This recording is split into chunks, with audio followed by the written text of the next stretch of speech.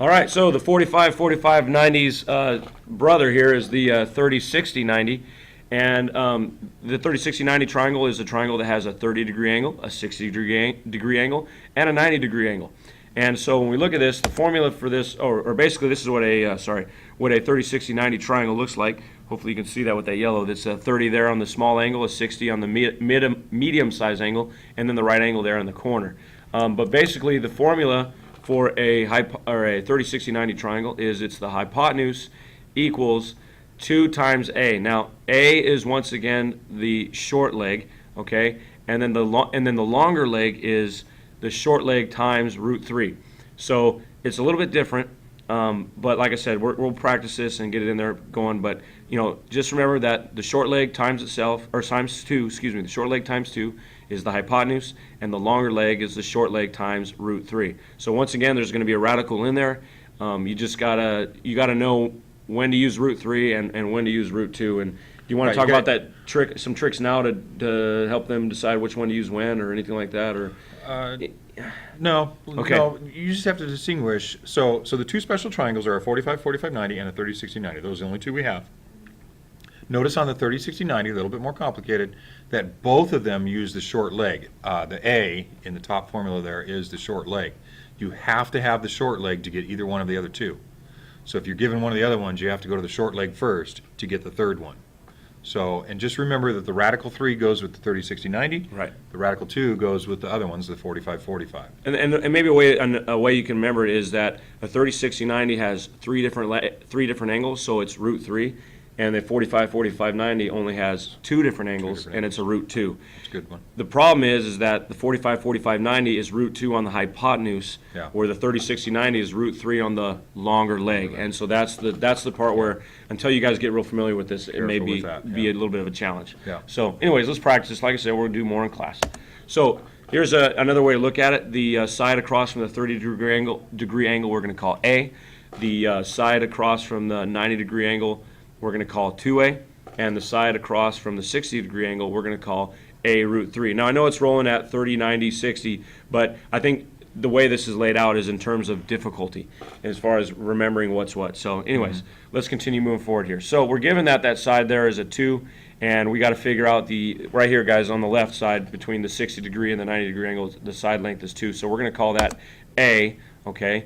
Now, between the 60 and the 30-degree, the hypotenuse, or across from the right angle, we're going to call that 2A, so that becomes, well, we'll get to that. And then the longer leg is A root 3, so the hypotenuse becomes 4, okay? And then to do the longer leg, all we're going to do is substitute the 2 for the A down there, and this is going to become 2 root 3, okay? And now, if you wanted to make that into an approximation, all you got to do, guys, is go 2 times root 3 on your calculator, and you'll get approximately 3.5. And hopefully by this time you've already picked up your scientific calculator, so that way doing that as a approximation is a pretty easy task. Right. And it just depends on how the question could ask you put it in radical form, or it could ask you to round it to the nearest 10th or 100th or whatever. So, all right. So just some more examples of this. Same exact thing. This one says to write in radical form, but now we're given a 30, 60, 90, but this time we're given the hypotenuse. So we had the short leg, went to the hypotenuse, multiplying by 2 last time. So to go backwards, we have to divide by 2. So if the hypotenuse is the 10 there, which is the 2A, we would divide by 2 to get back to A. So the x has to be 5, half of the 10. Then we take that short leg, the A, or the 5, multiply by radical 3 to get the y, and so the y would have to be 5 radical 3. And I think, once again, this just emphasizes your point about how A is used in both. A is the key to find, guys. Every single time, find that short leg. Right. That's the kind of the key one that you need, because from that little one, you can go back to the hypotenuse, or you can go back to the longer leg. So Right. whenever you can, find the A first. Yeah. I mean, every time, find the A first. Yeah, you That's have what to you have need. that short leg. Yeah. And this one, conveniently, gives us the short leg first. The only problem is a little bit more complicated because it's given to us as a radical. Okay? And so, because it's the short leg, opposite the 30, remember the short side of the triangle is always opposite the smallest angle. That's the A. The hypotenuse is double that, 2A. And the long leg is A radical 3. So in order to double the radical 3, we're not going to make it radical 6. That wouldn't be double it. That would be radical 2 times it. We're only multiplying by 2, so the 2 just goes out in front. And so it's 2 radical 3. for the x, for the hypotenuse here.